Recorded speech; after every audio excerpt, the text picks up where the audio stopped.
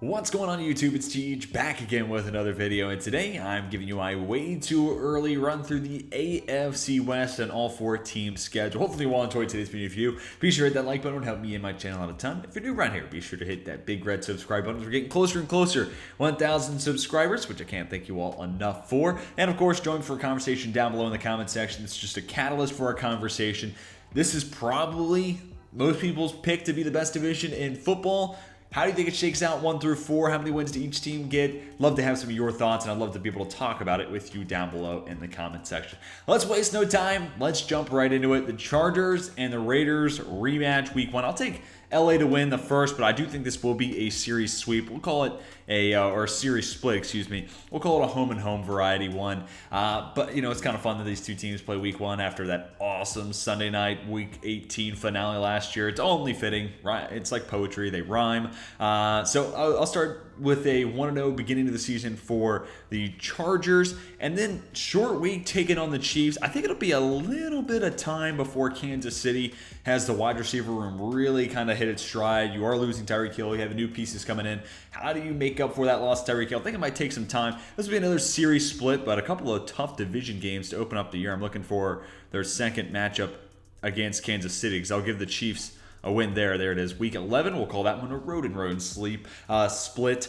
Then we get the Jags Chargers. The Chargers are better than the Jags, and they're better than the Texans, so no need to talk about it there. If you're new to this series, we have done 2 other divisions already, so there's no need for me to talk about week 5. Be sure to go back and hear my thoughts about the AFC North, my last video in this series. And then we got the Broncos and the Chargers. I think this is going to be another series split. This comes down to what you think. Home versus away.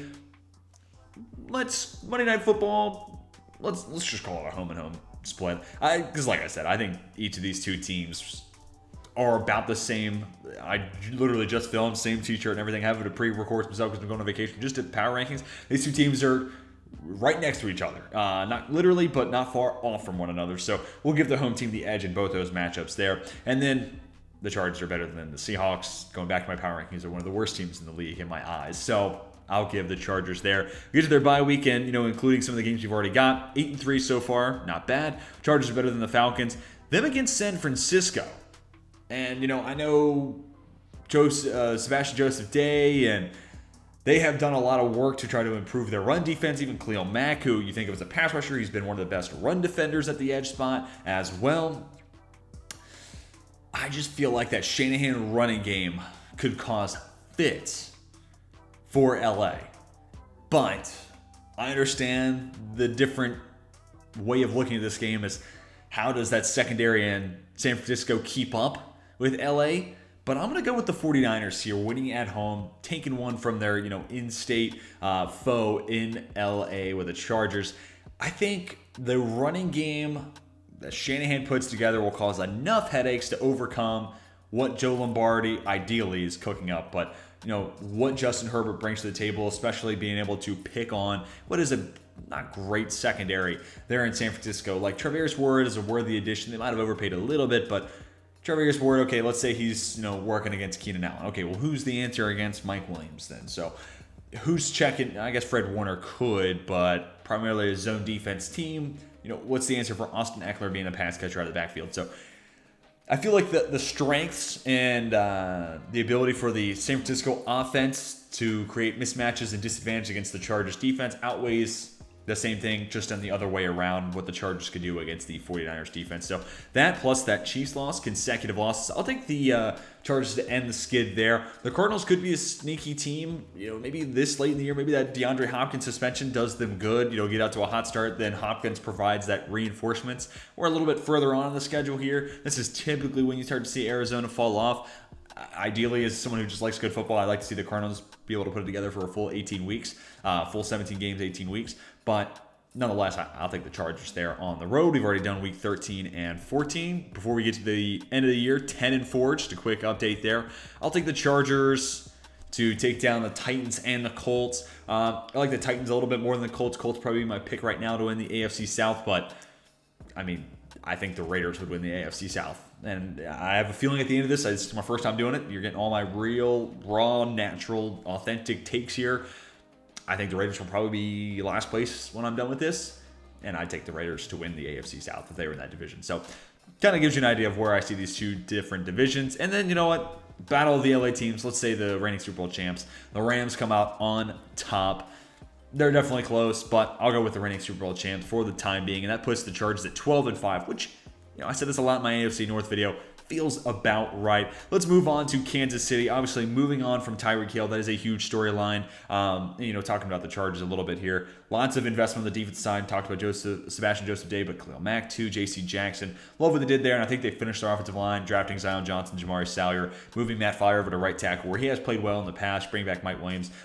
I think they could use another wide receiver, just like I think, on top of what they did, bringing in J.C. Jackson, maybe they could use a little bit more in the safety spot. Maybe they could use another inside linebacker, maybe to kind of round out the entire defense. They're maybe a piece away on each side of the ball, but they're a really, really good team. Sorry, I just want to give you that quick overview, but I'm a little late there on the Chargers. But for the Chiefs, the conversation starts and ends with, what does this offense look like without Tyreek Hill? And I think it might take some time for this team to settle in, but I'll give Kansas City a win week one. Keep in mind, this is an Arizona team that, bringing in Hollywood Brown, but without Nuke Hopkins, that's an offense missing some significant firepower. Now, I know what you're saying, maybe that allows the Cardinals to get out to their regular hot start, and then DeAndre Hopkins kind of serves as, reinforcement and a way of being able to stay playing at a high level. I'm not saying that's going to happen, though. So I'm saying it could. Maybe. That would be awesome if you're a Cardinals fan, but I'm not entirely sure. And then I'll take Kansas City with a win, again, on the road against the Colts, then suffer a loss against Tampa Bay. And it feels like right around this week 4 through 6 spot, couple of brutal games. I'll go ahead and have them win on Monday night against the Raiders. But that being said, this is not a Gus Bradley, cover 3 heavy defense. I think the Raiders are going to be a lot more competitive, especially with Patrick Graham as the defensive coordinator. I think that defense is going to be a lot more of a threat to slow down Kansas City's offense than what we saw from Gus Bradley and crew last year. So I'm going to make it a series split with, I guess, the Raiders taking that Week 18 game. And the Raiders have had some success, not last year defensively, but year before that and the year before that as well, so 2 and 3 years ago. This was a Raiders team that was able to find ways to steal one away from Kansas City, so I think they can do that again this year. But this week 4 through 6 for Kansas City, Tampa Bay, the Raiders, then the Bills. Sheesh, that is tough. So then we get to a Kansas City and San Francisco matchup. That's really fun. I think the Chiefs have been able to do enough. And I think there's enough run-stopping ability there. Chris Jones, namely, but also you drafted George Karlaftis, more of a pass rusher, but a better option there than, Frank Clark, I guess, is still going to be playing, but still like what Karlaftis brings there, but also, year 2, Nick Bolt Jr., another year under the belt of Willie Gay Jr., and then Justin Reed is somebody who can make an impact in the box. Trent McDuffie, if he's playing that Honey Badger role, he's a willing tackler at the line of scrimmage, so don't hate that either. So I think there's enough willingness to stop the run there. And I just worry about what that passing attack for San Francisco might look like. You look at that Chiefs defense, and where the weakness might lie is in the cornerback position in that cornerback group, because L'Jarius Sneed primarily plays in the slot, and then on the outside it's like Rashad and Fenton, and then we're figuring out the rest. It feels like that could be a spot where San Francisco should have an advantage and should have something they can take advantage of. Whether it's Trey Lance or Jimmy Garoppolo, I'm not entirely sure they'll be able to. And then on the other side, I think by now you'll start to see Kansas City's offense piece together, especially in that wide receiver room, building chemistry with Pat Mahomes. And that secondary for San Francisco is not great. So I'll take the Chiefs to win here in Week 7. Then we get the bye week. I'll take the Chiefs over the Titans, getting some regular season revenge from their loss last year. Chiefs are better than the Jaguars. And before we get to the Week 12, update on the record, 8-4. We're already a couple games, down the way, if you will. Rams and Chiefs. Man, that is tough. 2 of the best teams in the NFL, without a doubt. Had to deliberate for a while on this one. I'm going to take the Rams on the road here. That's tough. That one's truly 50-50 coin toss. I could be happy with either game. I'm going to say Aaron Donald and Jalen Ramsey, those 2, havoc, game-changing type of talents. Also Bobby Wagner at the middle linebacker position. There's literally, maybe Bobby Wagner's not the same guy he once was, and maybe he's not a game changer like he once was, but Aaron Donald and Jalen Ramsey no doubt are. And I'm going to say Ramsey takes away number one receiver for Kansas City. Then they're kind of figuring out what they want to do with that wide receiver 2 spot, and then Aaron Donald takes over this game against Pat Mahomes. That would be my justification here. But yeah, literally flip a coin, and I'll go with whatever you're taking. And then you can see the Broncos twice over a span of 4 weeks. I'll make this a split between these two teams because I think it's razor thin between those two sides, so make it a home and home split. And then Kansas City is better than the Texans as well as the Seahawks. So an 11-6 record. While looking back at this, you could totally flip this Rams game. You could make it a sweep of the Raiders. I think both those things might be able to get you that 12th win and get you a regular season tie with the Chargers. Let's move on to the Raiders now. And like I said, I anticipate this being the team that ends up coming last in this. I'm doing this all on the fly and all live with you now. But this team would still win maybe half the divisions in football. I definitely take them in the AFC South. Thinking about it, probably not the AFC North, probably not the AFC West, probably not the AFC East, but they'd probably be number 2 right behind Buffalo. I take them in the NFC East. NFC North could be interesting. I could see them potentially winning that. Probably not the NFC South, but maybe. And then probably not the NFC West. So if they were in another division, they could probably win 3 or 4 of those other divisions outside of the AFC West. So anyways, I think highly of this team is all I'm really trying to say. You bring in Devontae Adams, you sign Chandler Jones. They made some big splashes. And, also big splashes. How about Josh McDaniels as your new head coach? And he's going to be calling plays offensively. And Patrick Graham, I think that's a great defensive coordinator hire, like I was talking about in their matchups against Kansas City. I'll take the Raiders over the Cardinals week 2. I am really fading the Cardinals as it's becoming evident, and even taking a glance over to the 4 games I've assigned to the Cardinals. They're 0-4 so far, but we'll talk about the NFC West eventually. I'll take the Raiders over the Titans, and I'm going to have Denver and Las Vegas split, and I'm going to make it home and home variety. But again, you can have it be road and road. Do this on playoff predictors. I'd love to have your thoughts. Go ahead and tweet them at me if you'd like. I'll take the Raiders, especially coming off a bye against Houston. They're a better team. You kind of wish that bye week could be used in a higher leverage spot, maybe like the next week against the Saints, where I could see the Saints stealing one. And you know what? I'm going to go with it here. Michael Thomas, Chris Olave. I think that's enough of a headache against a pretty bad Vegas secondary to where there's enough of an advantage to take advantage of. And of course, this could be tough because this could really easily, with a couple throws, turn into a Jameis Winston bad game where he's throwing picks left and right and there's nothing really doing for the Saints offense. But if Winston's clinical with the football, I think those wide receivers can win against the Raiders' corners. I'll take Vegas against the Jags. Raiders and Colts. Remember, the Colts scored a big win last year at home against the Raiders, and that's what kept their playoff hopes alive. So, man, these two teams feel close in a lot of ways. Like they feel like they're the teams fighting over that 7th potential AFC playoff spot, maybe the 6th seed. Had to think about this one for a while too. I'm going to go with the Raiders. I don't know if the Colts will be able to consistently create pressure.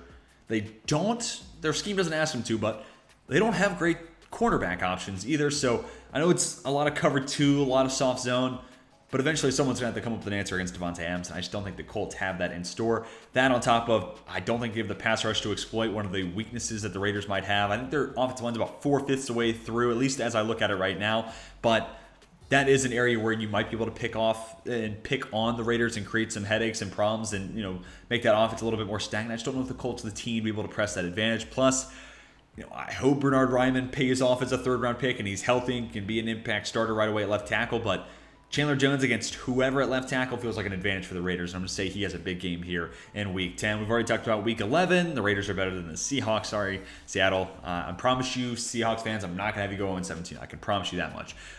And then Raiders, Rams. I'll take the Rams. Thursday Night Football. Not a long distance to travel, but I tend to be a little biased towards Thursday night home teams there. And then the last game to talk about, 49ers and Raiders. The Raiders have always had a hard time stopping the run. And I think San Francisco will be able to take one over another in-state foe or not quite in-state, not anymore at least, West Coast foe and the Raiders. So that puts the Raiders at 10-7, which, if that's your 4th place team in the division, that is pretty darn good. Now let's talk about the Denver Broncos. Obviously, Russell Wilson is where the offseason conversation starts and finishes. That's a big addition. That's huge. And, a year ago this time we were saying, man, this team, they're a quarterback away. And they got a really, really good one. And a guy who could potentially put himself back into elite status with a strong season this year. Hopefully Jerry Jeudy's off the field issues, get settled in an appropriate manner, and hopefully he's on the field as much as possible. And then Cortland Sutton gets back to where he was 2 years ago as a borderline elite wide receiver. And you bring in Randy Gregory, you draft a Nick Benito, you still have Malik Reed. Feels like they're gonna have a nice edge rotation there, and I still think the secondary is in a healthy spot as well. So all that to say, I think this is a really good football team, and I'll have them starting out the year 2-0 with wins against the Seahawks and Houston. I think just teams in different points of their process, right? Denver has been rebuilding. They played Teddy Bridgewater last year. They did the bridge thing to get to where they are now and be Super Bowl competitive. That's where they are. Seahawks and Houston are kind of building that foundation, looking to get back there. And then you get to San Francisco and Denver. I'm going to take Denver at home. One, Denver is a tough place to play, especially early in the season, where a lot of the stuff I've read and player quotes coming out of games there at Mile High, especially early in the season, it feels like it's an even bigger home field advantage. So I'll have Denver starting out the year 2-0 at home, and also I think this team will be able to stop the run at an okay clip. Teams are always, Kyle Shanahan teams are always efficient running the ball, but I feel like Denver will be able to slow it down just enough. Plus, their playmakers on the offensive side will cause some headaches for that San Francisco secondary, something you've heard me say numerous times now. Thursday Night Football, fair amount of travel for the Colts. I'll take Denver at home, and again, early season, home field advantage just feels like a big one there for Denver. And then I'll take them over the Jags because they're better. Bye week, then you get the Titans, and I think this is, I'd look at on paper, the Broncos are a better team than Tennessee, but having the bye ahead of, you're going on the road, I don't want to call it close teams in my power rankings, but within the same area code maybe, teams trying to fight for a wild card spot. I get Denver definitely could win the division, and so could the Titans. But, playoff competitive squads feels like a nice advantage here having the bye week, especially considering you're the one traveling for that Week 10 matchup. So I'll take Denver coming off the bye, and then I'll take Denver over the Carolina Panthers. Then we get to Week 15 against Arizona. Before we get there, 11-4. So I got all 4 teams in the AFC West going up and over 10 wins. I'll have them losing to the Rams there in Week 16. I just think the Rams are a better team right now. I know that's a really easy cop-out answer to say, but we are way too early, so we are just looking at these teams with names on paper and who's a roster you like more. I'll take the Rams there, especially with them being at home. Cardinals and Broncos. By now you'll have, DeAndre Hopkins healthy. Man, I feel like I need to give Arizona a bone here. I'm going to give the Cardinals a win here. You could totally flip that one. That puts Denver at 11-6. So let's look on the left side of your screen. That would make it Chargers 12-5, Chiefs, Broncos 11-6, Raiders 10-7. So I'm not crazy about the Cardinals beating Denver in Week 11. Or, just that late in the season in general, because the Cardinals have been prone to collapses. But weird, wacky things happen in the NFL, and it's hard to imagine the Broncos going 8-0 at home anyway, so a home loss eventually would make some sense. So I believe that is it. Yep, that's the full 18. There is a look at the AFC West, and again, I'm doing this all fresh and getting my first glance at it. 12, 2 teams with 11 wins, and then 10. That feels like what I would have anticipated, and Chiefs and Chargers would be my preseason picks to win the conference or the division, but it's definitely going to be close, and I have, all 4 teams with a 3-3 division record, splitting each and every matchup. Man, it's going to be a fun division watch this year. Tell me what you think about the AFC West down below in the comment section. Who do you think wins the division? Do you think all 4 teams can have 10 or more wins? Let me know if you think they can do that this upcoming season. Hopefully you all enjoyed today's video. If you did, be sure to hit that like button. It would help me out a ton. If you're new around here, be sure to hit that big red subscribe button for more NFL content in your life. That's going to do it for me. Till next time, my name is Teej, and I'm signing off.